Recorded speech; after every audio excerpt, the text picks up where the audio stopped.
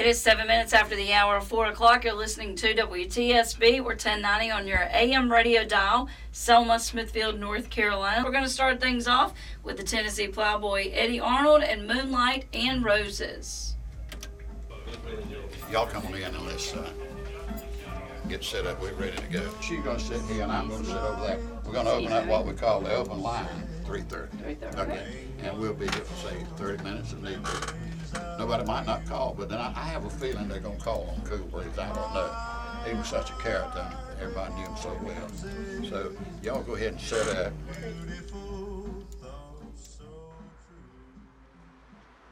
Well, thank you very much. We have a couple of guests in the studio with us at this time.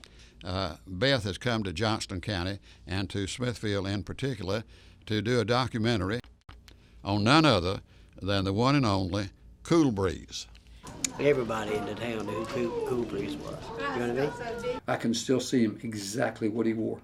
You know, he's got his overalls on, and with the big wide eyes, you knew it was Cool Breeze.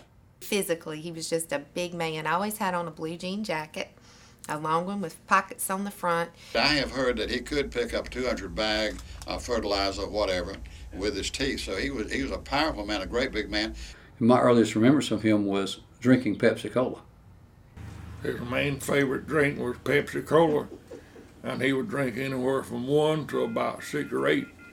He was known for drinking crates of Pepsis at once. Anybody else tell you the same thing? I remember one election that somebody wrote in. They apparently didn't like the persons running for mayor, and so for mayor, Cool Breeze got 1 vote. Some days he was a black man, and some days he had this thing about saying, well, I'm not speaking to white folks today, and this is one of his little things. Everybody knew this way he would say. He would say, I'm not talking to white people today. And you know, I never understood where that came from. I ain't talking to no white folks today. I ain't talking to white folks today. I ain't talking to white folks today. The open line is open, and caller, turn the volume down on your radio and come on in and say hello to Beth. Hello, Beth. How you doing? Yeah, I used to be when I was there in Smithfield when he would come up on the job, and I had a black man to help me work and all. He'd tell that black man that helped me work, said, I don't talk your kind. But I'll tell you one thing, he loved Pepsi-Colas to death. Frank, anything else you can remember about Cool Breeze? I want to know, how did he get his name? I have no earthly idea. I don't know. I guess he was always sitting outside, so maybe he was cool and he was sitting in the breeze. I don't know. I don't know where the name would have come from. Cool Breeze, he's just taking it easy, cooling up down the street. I think the phone is now ringing. Caller, turn the volume down, say hello to Beth. And do you know how Cool Breeze got the nickname? I believe I do, Brother Carl. Okay. You remember when we used to have buses that went from Selma to Smithfield? Okay, yes. The word got out that the reason they called him Cool Breeze because he'd ride that bus and hang out the window to get the cool breeze. That's pretty neat you're doing this, and I can't believe we're talking about Cool Breeze, but hey, here we are, you know what I mean? Hey, there's a lot of legend has sprung up around Cool Breeze. You're going back to an era right now that's very special.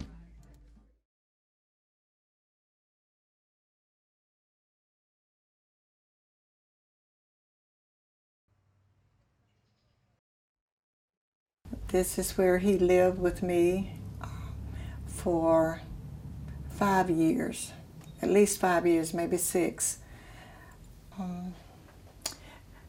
Our mother died in 1971, and so he was sort of free to go and work and do as he pleased.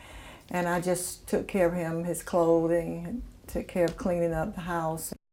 George was the oldest of 6 children. And I, Della, am the youngest of 6. I don't know what you would classify him as now. He was not autistic, he was not that, but he stopped working early, I know, and did not go to school. Some of my fondest memories were when we would go, Rena lives in Raleigh, and when we would go to Raleigh, I call him Papa. In the later years, I call him Papa. And I said, Papa, we're going to Raleigh. And we get on the car, and then I start singing, and he would start singing, and we would sing just about all the way to Raleigh, you know, and he could really sing. So those are some of my fondest memories, that we shared a moment, you know, the moments together, just singing. There's some things that about, not about him, but about the way he was treated that are not so good. Mm-hmm. So do you want to hear that, or you just want the good things? He came home one day, and his head, he was bald all up here. He just, you know, frigid hair around there. And someone had put grease all over his head, Axa grease, you know, all over his head. Sometimes children would throw rocks at him. And then come and I would say, why are you doing that to him? What has he done to you? People took advantage of him and did things to him. And they were hurtful things. Sure was. And that you don't like Smithfield to this day. No, come down too much. Good. There were people that were good to him, and there were people who were not good to him. They hurt him in ways, and I saw it, and it hurt me. If there was one thing you could ask people in Smithfield about him, what would you want to ask them?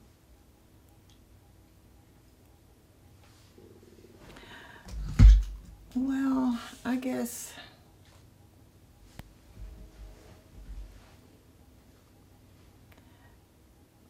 maybe do they really get to know him, to know what he was really about? Did they get to understand him and what he was really about?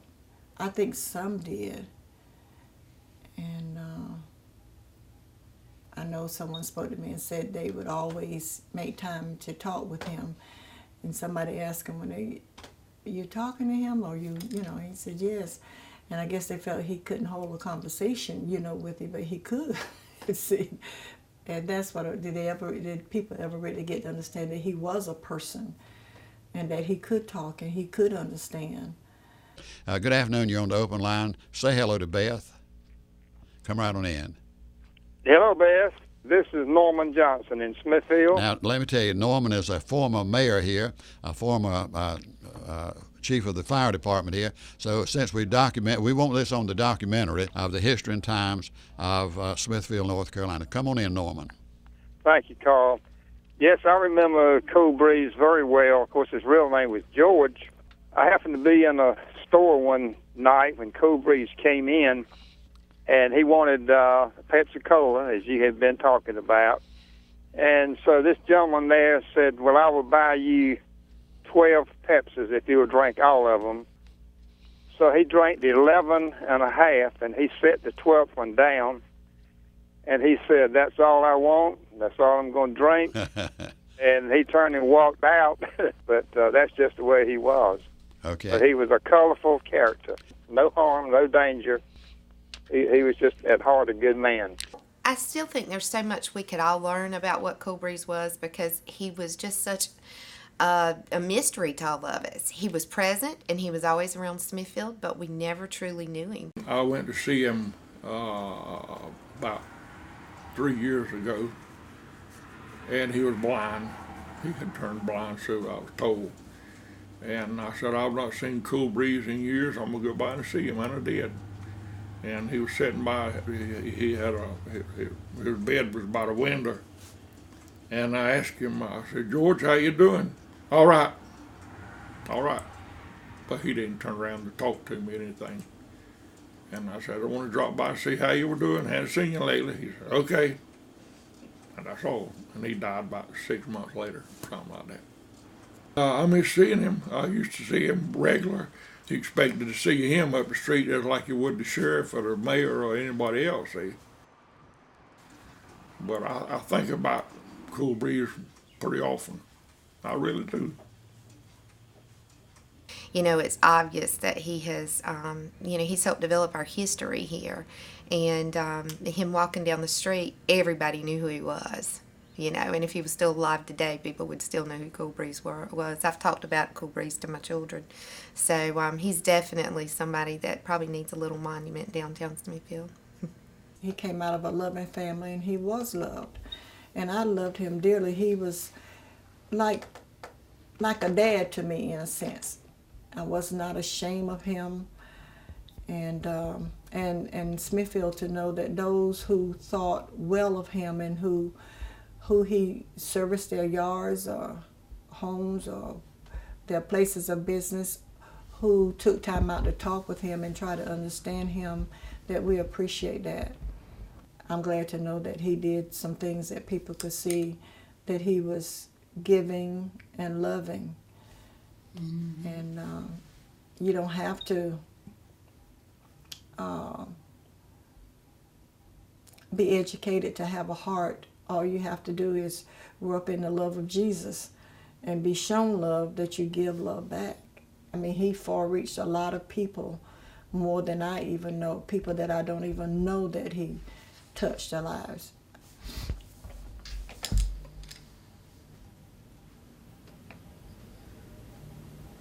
I just pray that somehow he'll look back and know. Y'all have a good day. Okay. You know, as you go back, it seemed like every small town had some personality that was outstanding. You don't find those people as rampant today as you did many, many years ago. Cool Breeze is just a very special person, very much loved, somebody we respected, somebody that we cared about. So I think that does it for today.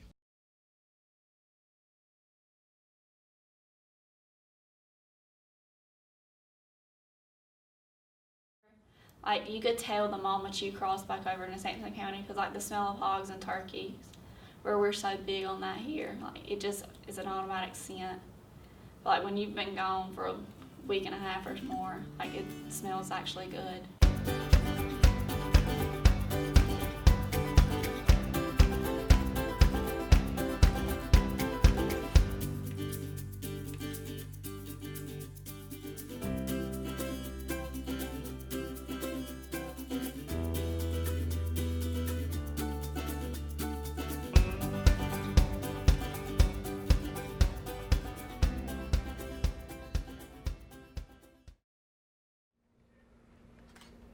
Alright.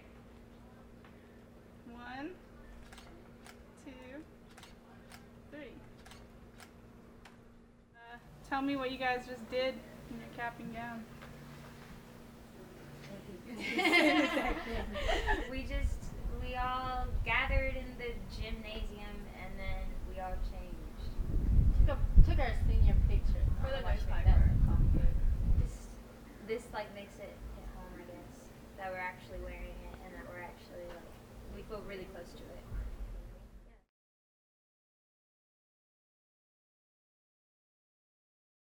I'm Sydney Danielle Parker. Courtney Lee Mixon.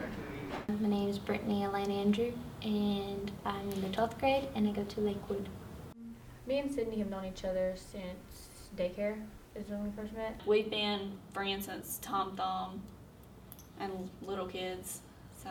Me and Brittany became pretty close during my sophomore year of soccer, and been inseparable ever since. So. Me and Courtney have sleepovers, because I lived with her for a month. Because whenever we were moving, we didn't have a house for that period of time, so I moved in with her. She basically got her own room at my house, even though she slept with me every night anyways. So, yeah, she lived with me for about 2 months almost. Yeah. That's awesome. What was that like for your friendship? That's how we realized we weren't going to be dorm mates, because we can't live together. Why? Because we just butted heads way too much. We just spent too much time together, so we just got annoyed with one another. So, she's still cool though, sometimes. How do you guys hang out outside of school now? Most of the time we just like go eat or something. Like I said, we go to Bojangles a lot. It's like a ritual. And then that's about it. Yeah, we just eat together. It's just 3 students at Lakewood. It's me, Sydney Parker, and Courtney Mixon. Courtney Mixon's my best friend, and Sydney Parker has turned into my best friend, because of UNCW. After graduation, I'm going to go to UNCW. Like, it just all worked out. That's where we wanted to go. And then whenever all 3 got accepted, like, it was just like, yeah, we're all going. And how do you feel about leaving like Roseboro and Salemburg specifically? A-okay. That's fine. Why? I don't know. I like cities, and I love the beach at Wilmington. I don't like getting in the beach. I won't swim. I don't like swimming at all. Not in the beaches, not in lakes either. But I like looking at it. And I like the school and the campus. So I know I'm going to love it in Wilmington. Definitely looking forward to not having classes all day, every day, and getting away and just kind of being able to be like my own person, like outside of like my parents and stuff, being able to like make my own choices and stuff. Definitely looking forward to that. Soccer players must meet on the game field for practice from 3:30 to 4:30. So please be on the game field by 3:30. Have a good day. 3:30 to 4:30. To have just an hour? Yeah. Yeah. I like that.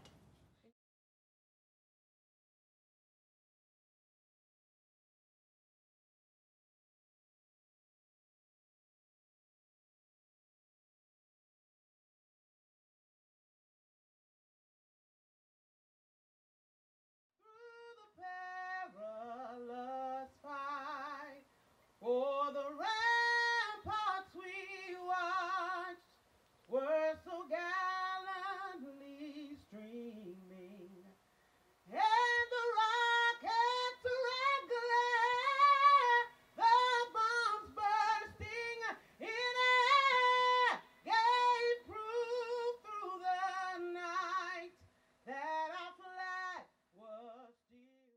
Soccer player Brittany Andrew, escorted by her mother Lainey Andrew Fairclough.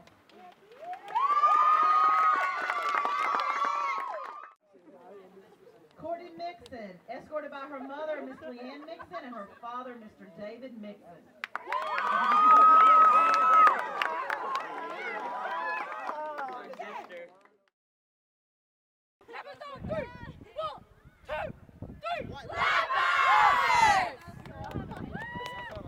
Our senior night, we won. We played Hobson, and we beat them 2-0, which was nice.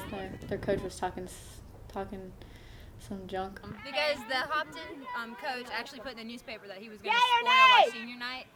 Yeah, we were pretty petty about it, and we we printed off the article and handed it to him at the end of the game and said thanks for the motivation. But it was a good time. Definitely memorable.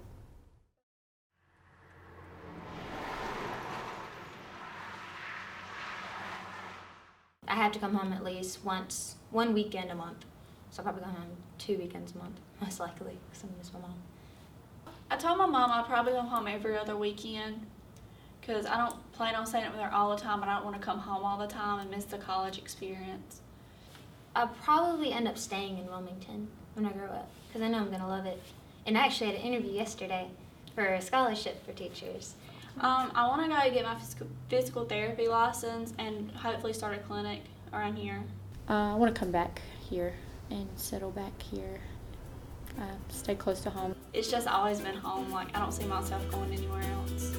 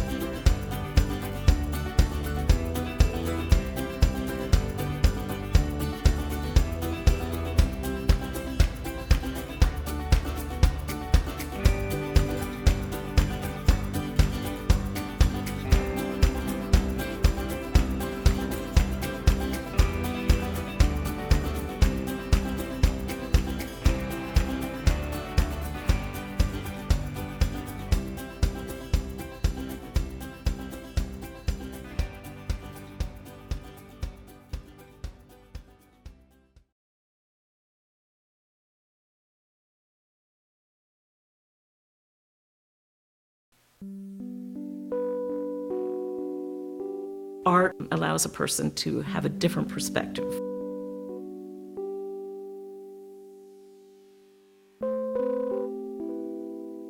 I teach people to see. After taking art, you never see things the same way again. Everything changes.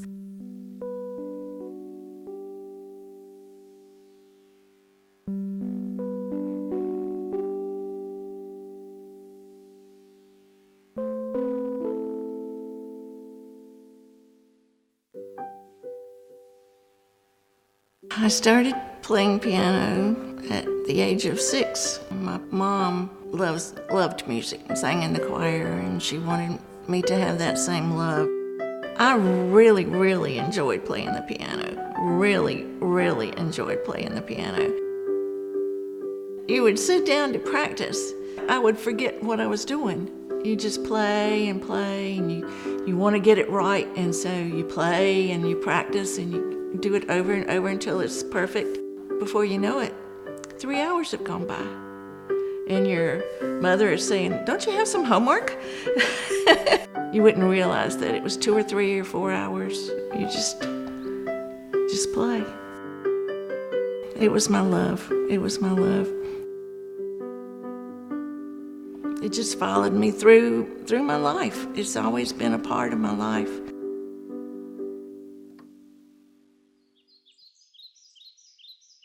September the 6th, I woke up and I couldn't move. Couldn't move my hands. I couldn't get out of bed. I had sudden onset arthritis. Everything in my life changed. I started having to take medicine, scary medicine.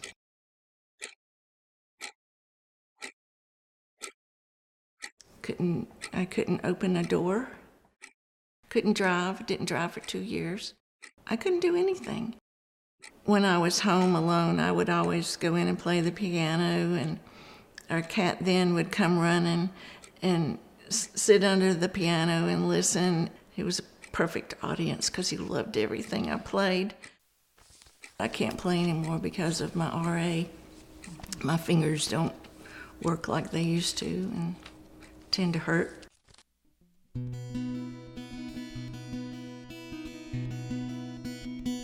Well, Tip, my best friend, was taking art classes. She just would rant and rave over how much fun it was. She would say, "Oh, you need to come and take a class." And I said, "Well, I don't know anything about painting. I don't know colors. I'll just not be good at it." After a couple of years, she finally talked me into it. On my first day of class, I was really very nervous about it because I'd never done anything with drawing or watercolor or acrylics or anything like that.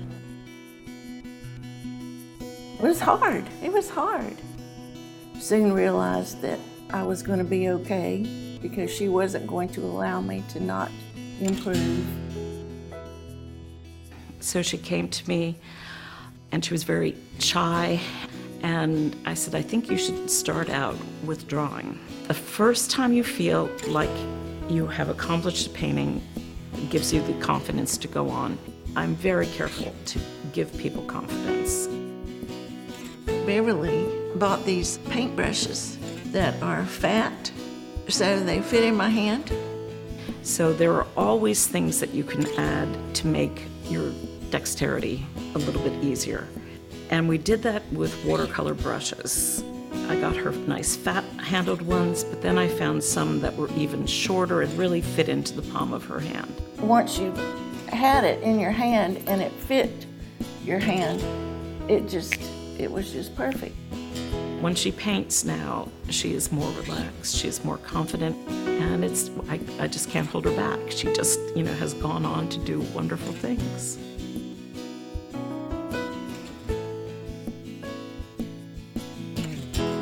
The main thing she would say to us would be to slow your eye down. I teach people to see. After taking art, you never see things the same way again. Everything changes. You have to learn to slow your eye down. Actually look at what you're looking at and study the details of it and the colors. I can walk through the forest, through the woods here, and see things I didn't see before, different colors.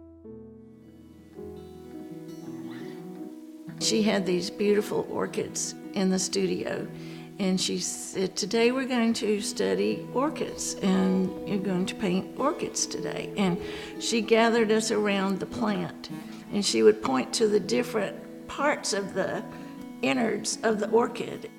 she would point and paint, point and paint. Then it was our turn. Slowly and meticulously, the more you paint, you really see what the orchid actually looks like. I think it took me 2 class periods to do it because I wanted it as good as I could get it. And so I just worked on it and worked on it.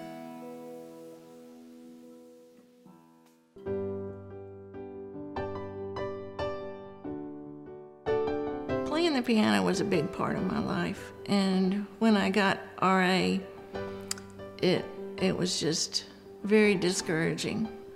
I just moved into this new segment of my life where other things took priority.